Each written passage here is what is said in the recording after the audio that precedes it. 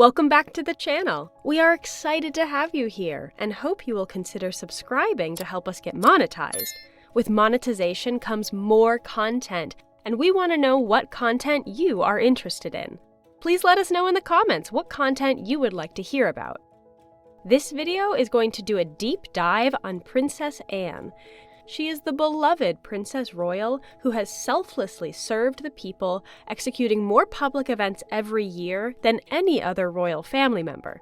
Let's dive into the life of this charming lady and her dedication to duty. Princess Anne's popularity and the affection she receives from the public stem from a combination of her dedication, no-nonsense attitude, and relatable qualities. Her tireless work ethic, evidenced by consistently topping the list of royals performing the most engagements, has earned her widespread respect. The Princess Royal's straightforward and practical approach to her duties, often described as "get on with it," resonates with many Britons who appreciate her lack of pretense.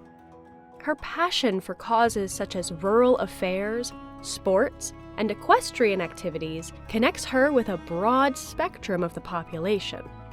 Anne's dry sense of humor and occasional sharp remarks have endeared her to those who appreciate her authenticity.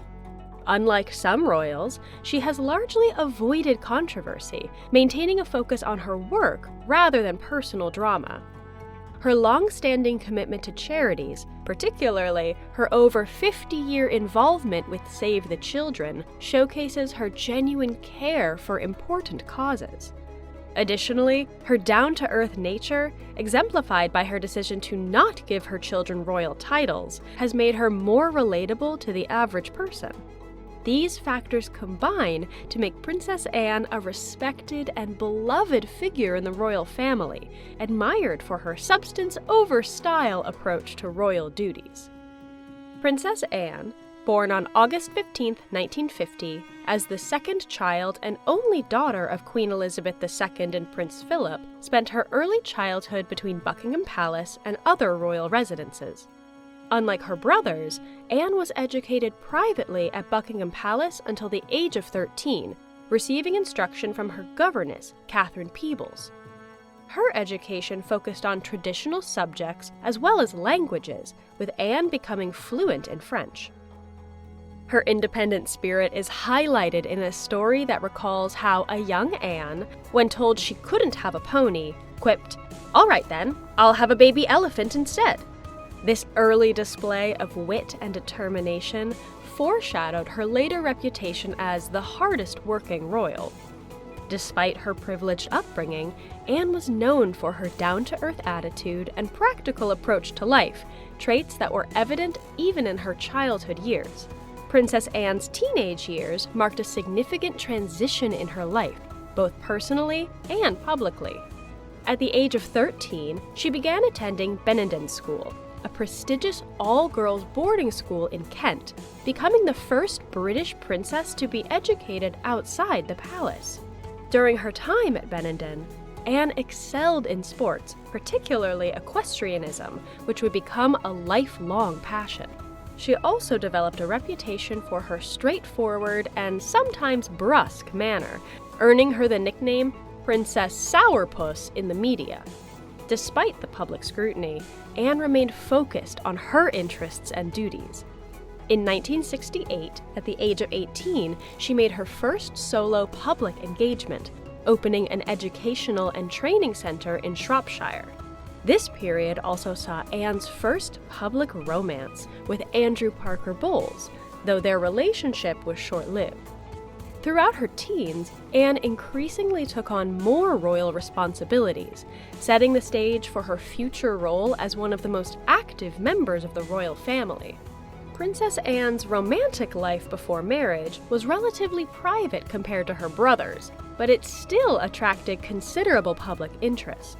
Her first notable relationship was with Andrew Parker Bowles in the late 1960s.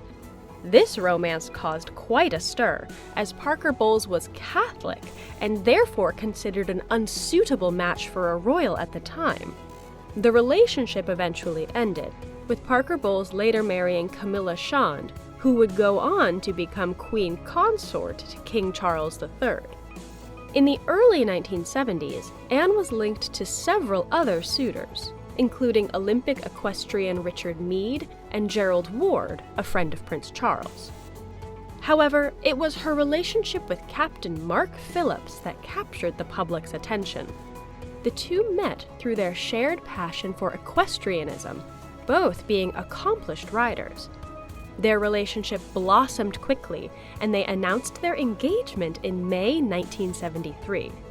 Throughout her premarital romantic life, Anne maintained her characteristic independence and privacy, never allowing public speculation to overshadow her personal choices or her dedication to her royal duties and equestrian pursuits.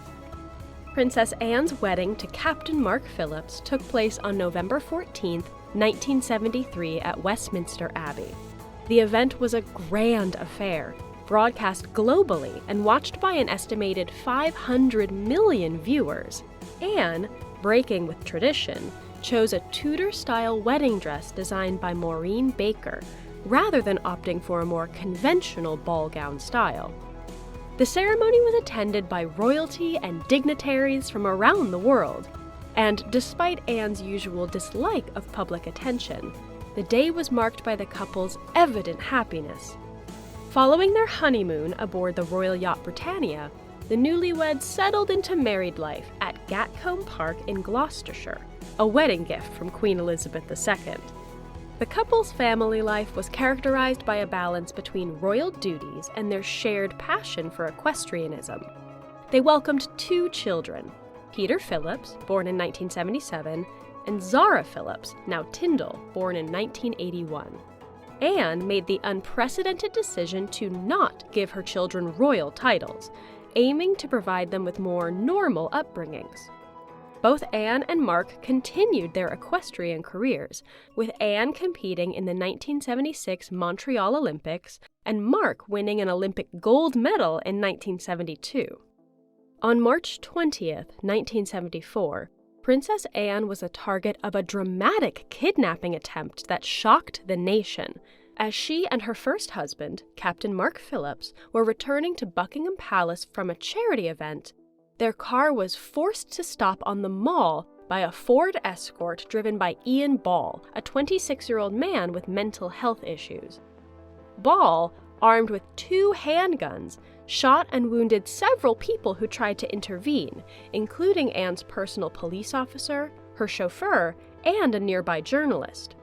When Ball approached the princess and demanded she exit the vehicle, Anne famously retorted, "Not bloody likely," and refused to comply. The situation was eventually diffused when a passing boxer named Ron Russell punched Ball in the head, and a nearby police officer arrested him. Throughout the ordeal, Princess Anne remained remarkably calm and composed, later receiving praise for her bravery.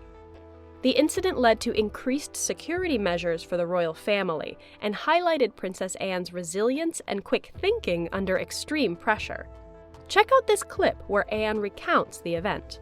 And then unbeknownst to us, his gun jammed, so that he became useless. And he was also quite seriously wounded at that stage.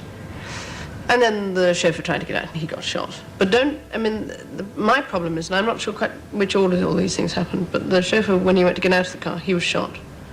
And he stayed in the car, and then he opened the door, and we had a sort of discussion about where or where not we were going to go. What did you say? What do you remember the discussion? I mean, what did he say? Well, he said I had to go with him. Can't remember why. I don't think you really gave a reason why. No, perhaps not. But you were quite obstinate about it. I said I didn't think I wanted to go. Thank you very much. I was scrupulously polite, because I thought it was silly to be too rude at that stage again. And we had a fairly low-key discussion about the fact that I wasn't going to go anywhere. And wouldn't it be much better if you just went away and we'd all forget about it? However, as time went on, cracks began to appear in their marriage. The couple's busy schedules, Anne's royal commitments, and rumors of infidelity on both sides strained their relationship. After years of speculation about marital troubles, Anne and Mark announced their separation in 1989 and finalized their divorce in 1992. Despite the end of their marriage, they maintained an amicable relationship for the sake of their children and their shared interests. Princess Anne's second husband is Vice Admiral Sir Timothy Lawrence, whom she married on December 12, 1992, just months after her divorce from Mark Phillips was finalized. Timothy Lawrence, born in 1955, had a distinguished career in the Royal Navy, rising to the rank of Vice Admiral before retiring in 2010. The couple first met when Lawrence served as an equerry to Queen Elizabeth II from 1986 to 1989. Their relationship developed quietly, and they managed to keep it largely out of the public eye until 1989, when private letters from Lawrence to Anne were stolen and leaked to the press. Unlike Anne's first wedding, her marriage to Lawrence was a small, private ceremony held at Crathie Kirk near Balmoral Castle in Scotland, attended by only about 30 guests. The couple has no children together, but has maintained a strong and stable relationship. Lawrence has been described as a calm and steadying influence in Anne's life, supporting her in her royal duties and charitable work while maintaining a low public profile. Their marriage is often cited as an example of a successful second union within the royal family, characterized by mutual respect, shared interests, and a deep understanding of the demands of royal life. Princess Anne is widely recognized as one of the hardest-working members of the British royal family, known for her unwavering dedication to royal duties and charitable work.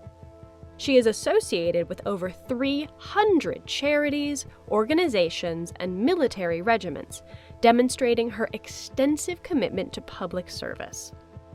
Her long-standing involvement with Save the Children dates back to 1970, highlighting her enduring dedication to humanitarian causes. The Princess Royal has completed almost 500 overseas visits in her royal capacity, including 49 trips to Germany alone, showcasing her significant role in international diplomacy and representation of the British monarchy. In recognition for her loyal service, King Charles recently honored Princess Anne with the prestigious position of Gold Stick-in-Waiting for his coronation, a role historically entrusted with the monarch's personal safety. Princess Anne's tireless work ethic and diverse range of charitable interests have earned her praise as a credit to the royal family, particularly as she continues to launch back into her duties following the pandemic. Her approach to royal duties is often described as can-do and will-do, reflecting her practical and hands-on attitude to her responsibilities. Based on recent reports, Princess Anne consistently outperforms King Charles in terms of royal engagements. In 2022, Princess Anne undertook 214 engagements, while King Charles completed 181. This trend continued into 2023, with Princess Anne being named the hardest-working royal once again. A long-term analysis shows that King Charles averages 521 royal engagements per year, which is actually 7 fewer than Princess Anne's average. This data, covering the last 20 years, demonstrates Princess Anne's consistent dedication to royal duties. Although she performs more engagements, Princess Anne reportedly earns less money than King Charles. King Charles III, as the reigning monarch, has a significantly higher net worth and income compared to Princess Anne. While exact figures aren't provided, it's noted that Charles inherited the bulk of the late Queen's fortune. Princess Anne, on the other side, has an estimated net worth of at least $10 million. Much of her income comes from payments through the Sovereign Grant, which is the funding provided to support the official duties of the monarch and other working royals. Recently, there have been reports of resentment brewing among King Charles's siblings, including Princess Anne, due to Charles inheriting all of the Queen's money. This suggests that Princess Anne's income may be considerably less than that of King Charles. Regardless, Anne has the admiration of the people and will continue to be a grateful recipient. Thank you for joining us for this dive into the life of the Princess Royal. Remember to like, share, and subscribe for more hookups and heartbreaks. Until next time, take care, and stay tuned for more exclusive content. Goodbye!